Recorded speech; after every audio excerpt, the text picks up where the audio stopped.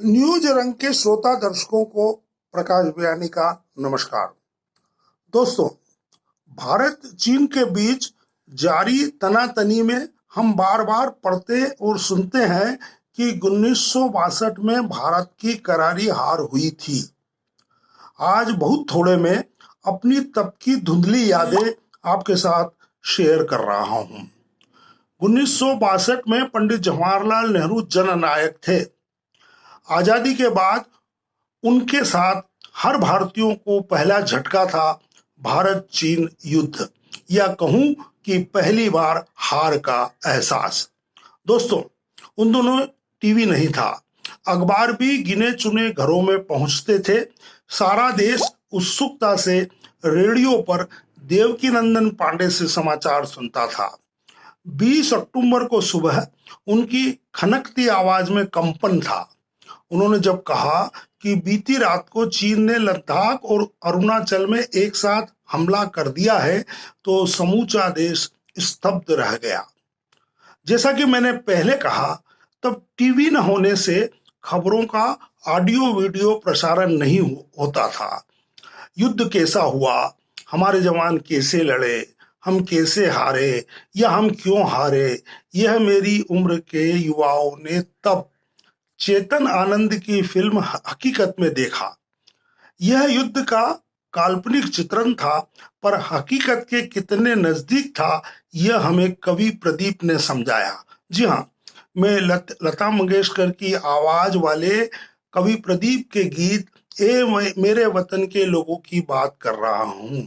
आज भी यह गीत एहसास कराता है कि जब एक एक हिंदुस्तानी जवान ने 10-10 चीनियों को मारा, तभी कहा कि अब तुम्हारे हवाले वतन साथियों। चलिए उन पुरानी यादों को भूलें और तब से अब तक के बदले हालातों पर थोड़ी बात कर लें। 1950 से ही चीन सीमा पर सामरिक सड़कें बनाने लगा था। तिब्बत पर उसकी नजर थी, इसलिए उसने सबसे पहले तिब्बत को जियांग से जोड़ा। नेहरू जी पंचशील में अटके हुए थे।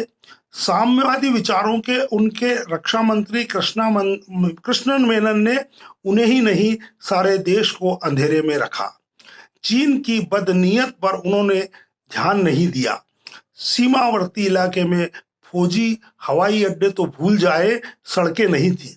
रक्षा मंत्री को तो फौजी जनरल और सेना भी गैर जरूरी लगते थे। दोस्तों, यही कारण है कि 1962 के युद्ध में भारतीय सैनिकों को उतनी गोलियां भी नहीं मिली जितने सैनिक चीन ने मैदान में उतारे थे। जवानों को फर्स्ट एड उपचार नहीं मिला। उन्होंने बिना राशन पानी युद्ध लड़ा। 1962 में भारत की फौज नहीं हारी थी दोस्तों, देश की राजनीति और राजनेता हारे थे। विडंबना यह है कि नेहरू जी के किसी भी उत्तराधिकारी ने इस हार से सबक नहीं सीखा। नहीं, ऐसा नहीं है कि सीमा पर सड़कें बनी ही नहीं, पर दुश्मन से बराबर की लड़ाई के लायक इंफ्रास्ट्रक्चर प्रधानमंत्री नरेंद्र मोदी ने जुटाए हैं, वह भी मात्र 6 साल में। और यही बात चीन को पसंद नहीं है। वह जानता है कि उसके फौजी पीछे से मिलने वाले सपोर्ट के बिना भारतीय जवानों का सामना नहीं कर सकता। चीन इसलिए ही यह नहीं चाहता कि भारत भी अपनी फौज के लिए उसके जैसा बेक सपोर्ट जुटा ले। डोकलाम हो या लद्दाख में गलवान घाटी, दोनों जगह झगड़े की जड़ यही है।